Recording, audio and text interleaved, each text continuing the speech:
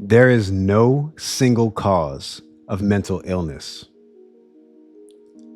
Two people can walk into my office with the same diagnosis, word for word, and the reasons behind it can be completely different. One is running on a brain that's out of fuel. The other is carrying something that happened to them 20 years ago. Same label, different cause, different way out. Which means the most important question isn't, what do I have? It's, why do I have it? And nobody hands you that answer. Not the DSM, that big book of all mental health disorders. Not the 15-minute med check you get when you go to the doctor.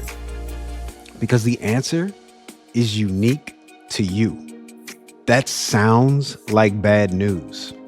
It's actually the best news I can give you, because it means the story you've been told about your brain, that it's broken, that it's chemically defective, that this is just who you are now. That story is incomplete. And incomplete stories keep people stuck. I'm a counselor. I work with trauma and addiction every day. And I spent years of my own life inside a bipolar diagnosis before I found my way out. So today, I'm giving you the 4 lenses we have for finding your answer behind your mental health symptoms: chemistry, energy, unmet needs, and trauma.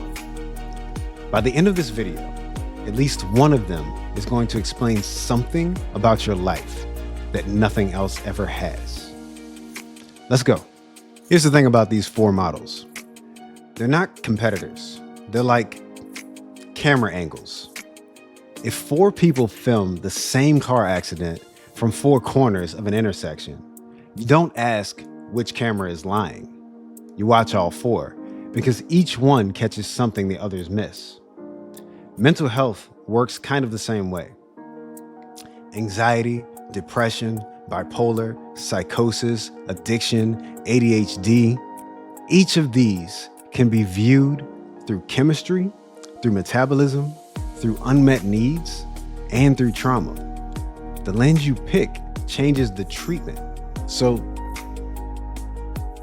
we'll take them one at a time, starting with the one you've already heard, because it's the one printed on every pharmaceutical ad since the 90s.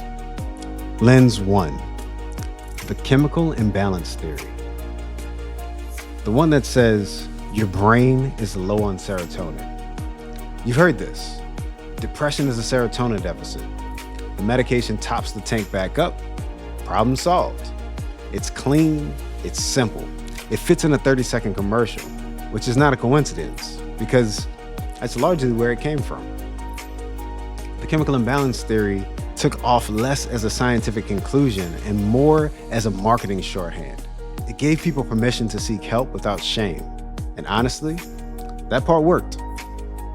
But here's what most people never heard. In 2022, a major umbrella review went looking for the evidence that low serotonin causes depression, and it came back mostly empty-handed. Decades of research, no consistent proof. Now careful, do not misread what I am saying. I am not saying antidepressants don't work. For a lot of people, they absolutely help. And if they're helping you, this video is not your permission slip to quit them. What I am saying is that why they work is more complicated than refilling a chemical. Newer thinking suggests these medications may promote neuroplasticity, the brain's ability to rewire, which would explain why they often work best when paired with therapy. The medicine loosens the soil. You still have to plant something. So the chemical imbalance theory is real, but it's a snapshot of the crime scene, not the motive, which raises the obvious question. If the chemistry is off, why is it off? That question leads me to lens 2, and lens 2 changed my life. Lens 2, brain energy. Mental health disorders are metabolic disorders of the brain. That's the argument Harvard psychiatrist Dr. Chris Palmer makes in his book, Brain Energy. And here's the intuition. Your brain is about 2% of your body weight, and it burns roughly 20% of your energy. It is the most expensive real estate you own. And the power plants paying that bill are your mitochondria. Yes, the powerhouse of the cell. The one fact everybody remembers from 9th grade biology. When those power plants underperform, the brain starts running a rolling blackout. It cuts power to the non-essential districts first: motivation, focus, emotional regulation. Sound familiar? That's not a character flaw. That's an energy crisis wearing a depression costume.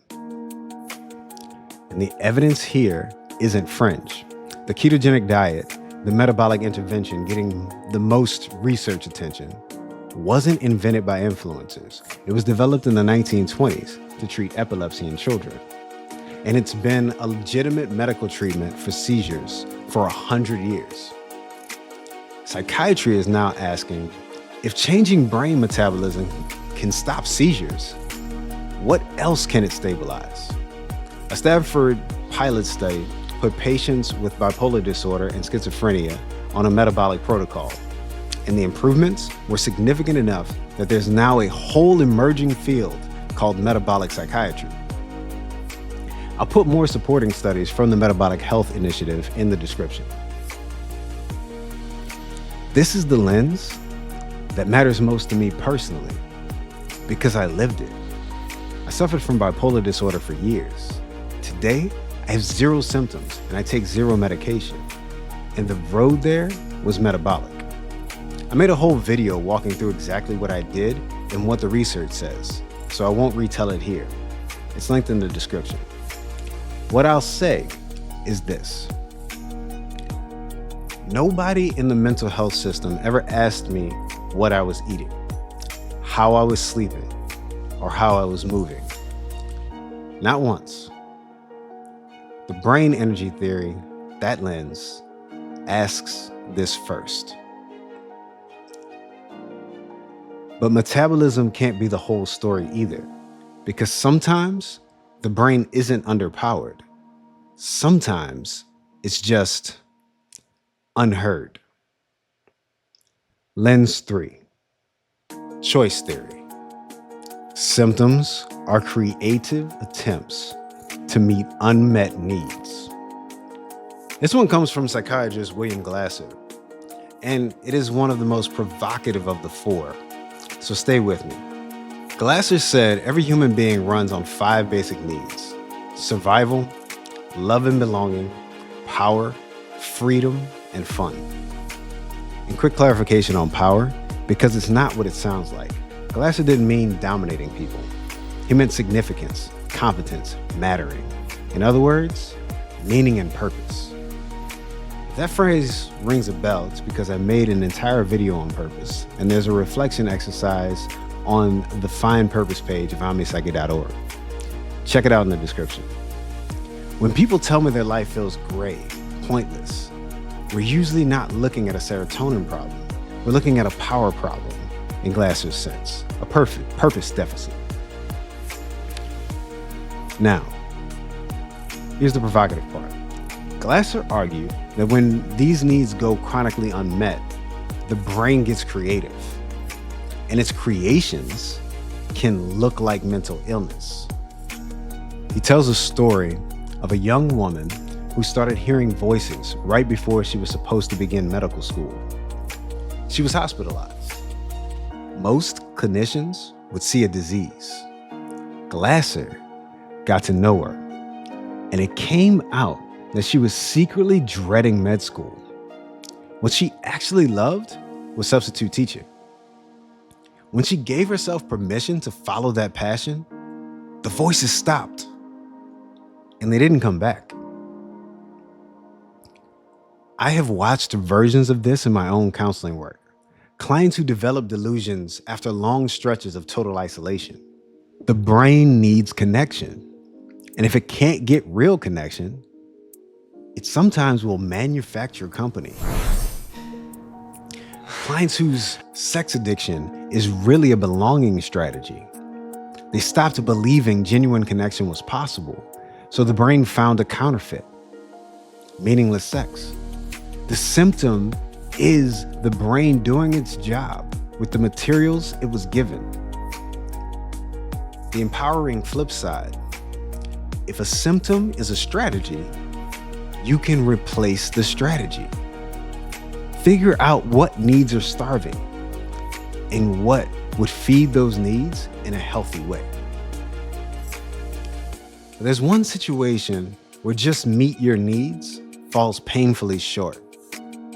When the past won't stay in the past. Lens 4, trauma. It's not what's wrong with you, it's what happened to you. Here's a wild piece of history. In 1987, a psychologist named Francine Shapiro was walking through a park, chewing on some distressing thoughts, when she noticed something odd.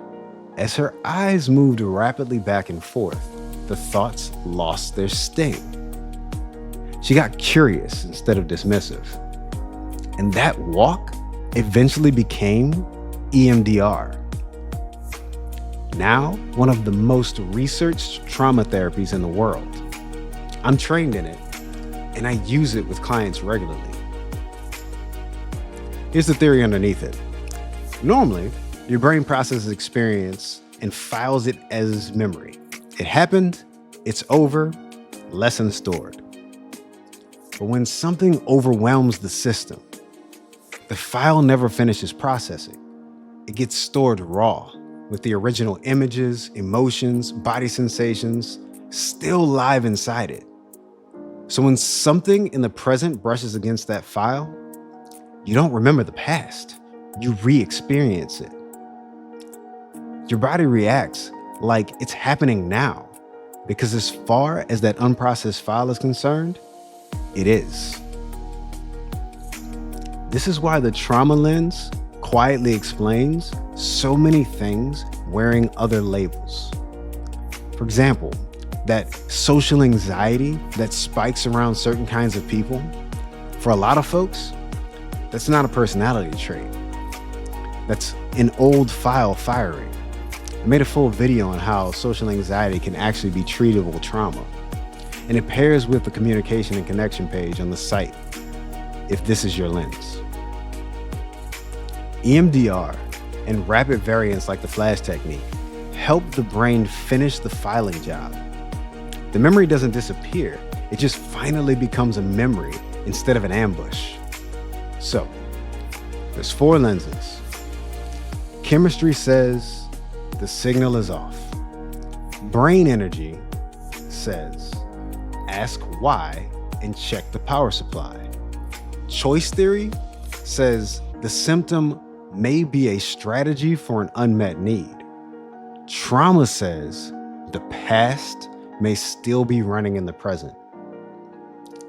And here's the part I really need you to hear. These stack. A trauma history dysregulates your stress hormones, which strains your mitochondria, which drains the energy you need to pursue connection and purpose, which leaves needs unmet, which the brain answers with more symptoms. It's one system viewed from 4 angles.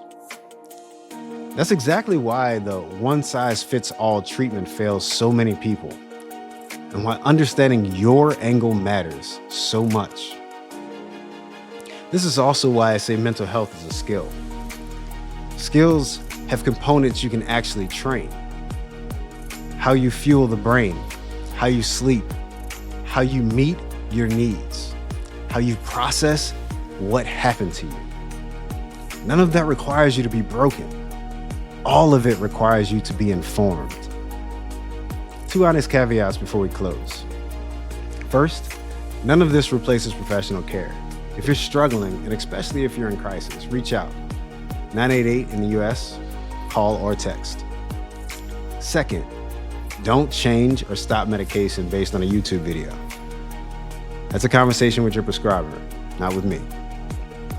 Everything in this video lives in written form with sources on the Understanding Mental Health Disorders page of OmniPsyche.org.